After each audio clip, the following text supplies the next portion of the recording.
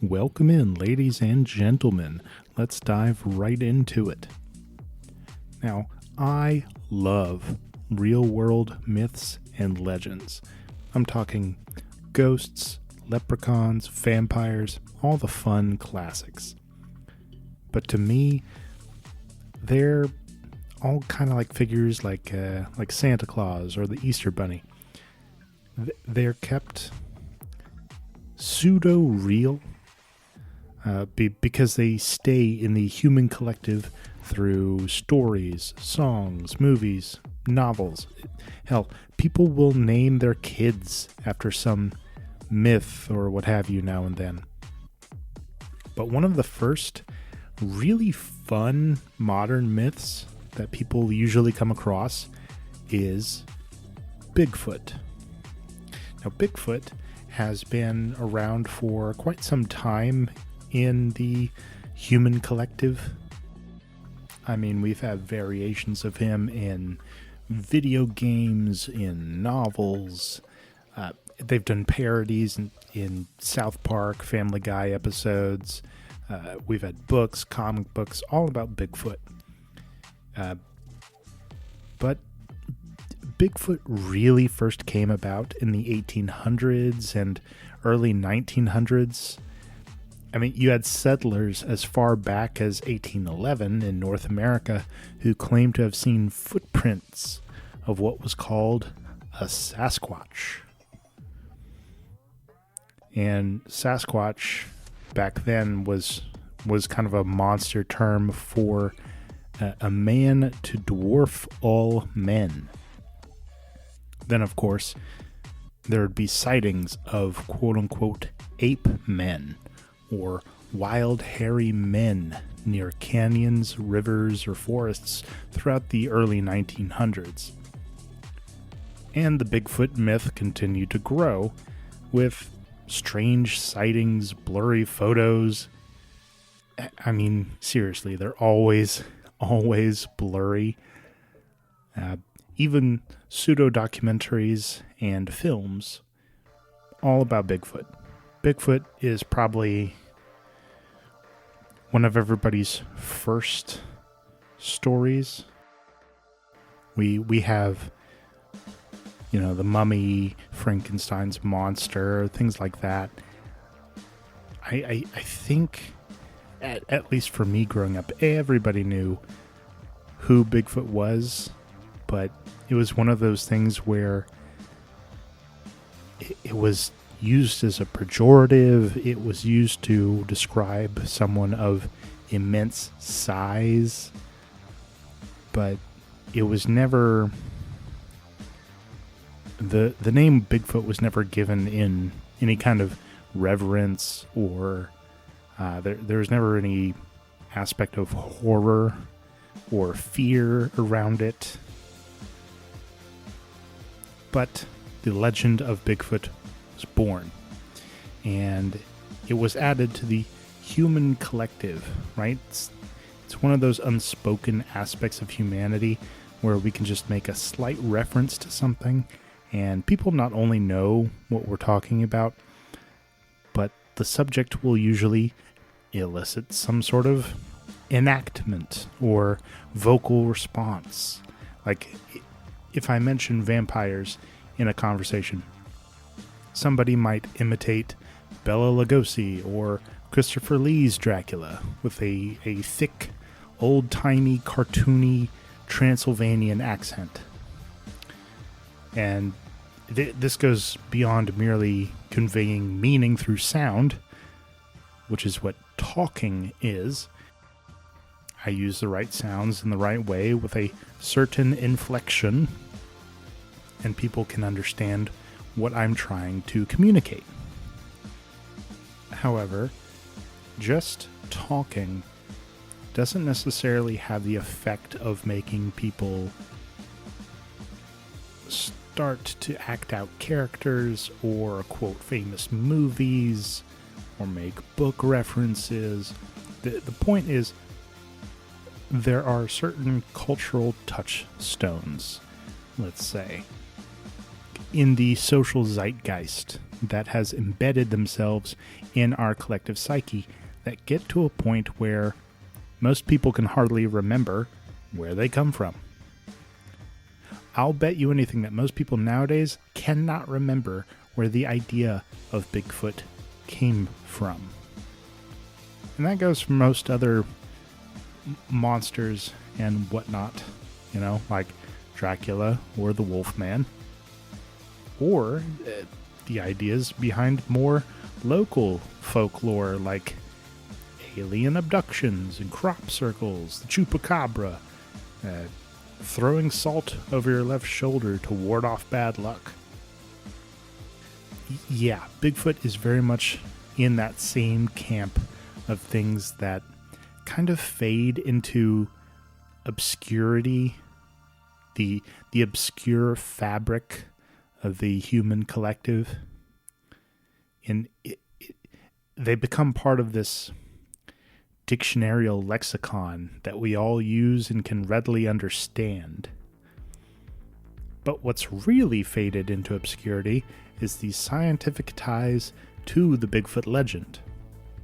That would be Gigantopithecus.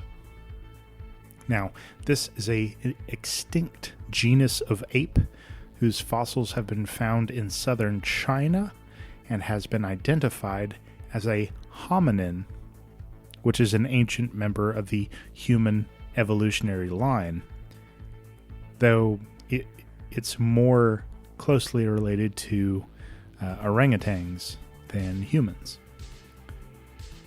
Their teeth were found to be more similar to humans, with molars and canines that had very thick enamel, which helped relate them to the Homo sapien. Now, Gigantopithecus appears to have been a herbivore, and based on where the fossils have been found, it was an herbivore that preferred colder climates like those of the mountains in Tibet, which lent the first notions of the legend of the Tibetan Yeti, better known as the abominable snowman. Now, we can see some echoes, some descendants of the idea of what Bigfoot was pop up every now and then. Shaquille O'Neal, Yao Ming, the Mountain from Game of Thrones. Human beings that are just enormous beyond reason, that do not suffer from any kind of deformity like gigantism,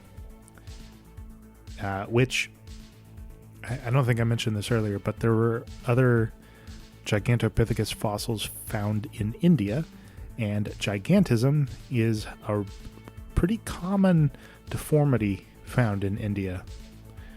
Not sure if that's related, but giant is in both of the names, so maybe it's worth a look.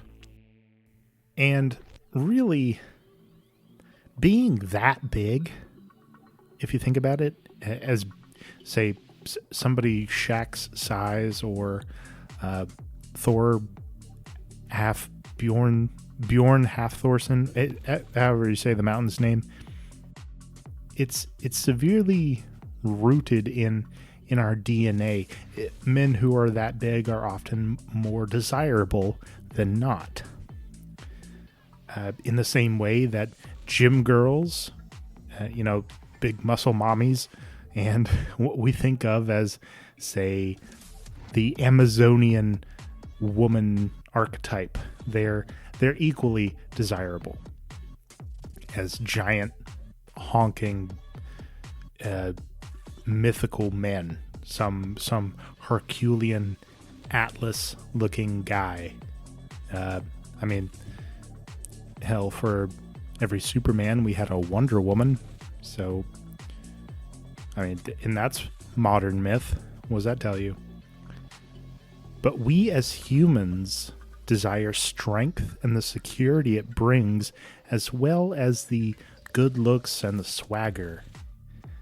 I have known people that have been considered far more desirable that had, say, 2 of these attributes rather than just one really, really honed in attribute.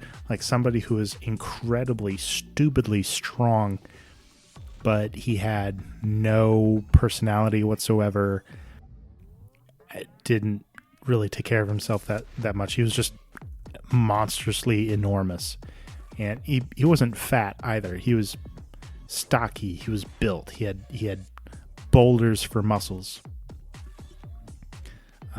And on the opposite side, I've known women in the same way.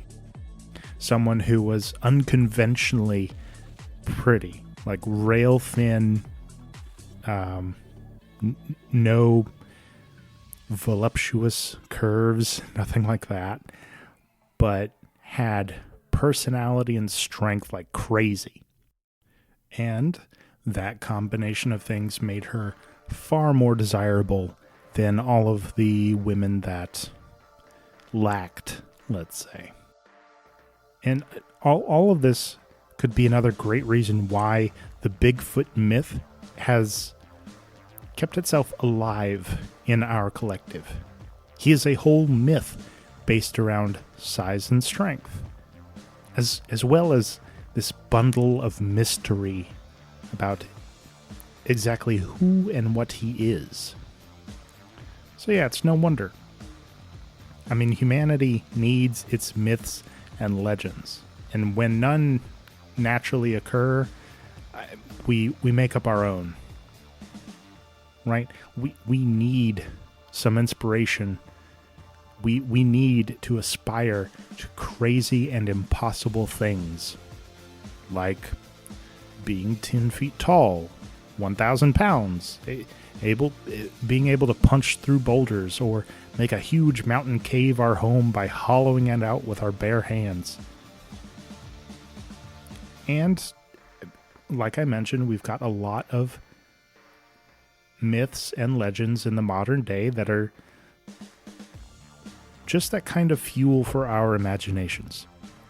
They're the heroes and the villains of Marvel and DC. They're Goku and Vegeta, Luke Skywalker and Darth Vader. I mean, we've got a fair amount of options of impossible and unattainable goals to strive towards. And it's only ever impossible until it isn't. But that is all I had time for today, guys. Thank you all so much for tuning back in. Stick around for more Sci-Fi Unchained. But for now, live long and prosper, my friends. And may the Force be with us all.